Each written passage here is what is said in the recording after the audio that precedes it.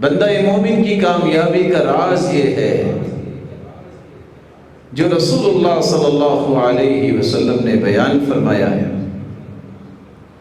جب ایک شخص نے اس تمنا کا اظہار کیا کہ میرا دل چاہتا ہے میں پوری کائنات سے بڑا عبادت گزار بن جاؤں،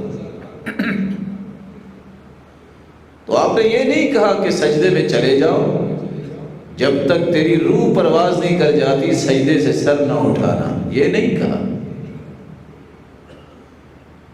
سب سے بڑا عبادت گزار بننے کے لیے کو 1000 دانے کی تسبیح جو ہے اپنے ہاتھ میں رکھنا ضروری نہیں ہے۔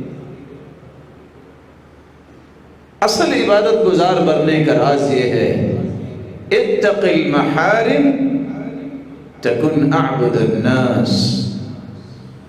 میرے صحابی اگر پوری کائنات سے بڑھ کر عبادت گزار بننا چاہتے ہو تو اس کا ایک ہی راستہ ہے، حرام چیزوں سے بچ جاؤ، تجھ سے بڑا کوئی عبادت گزار نہیں۔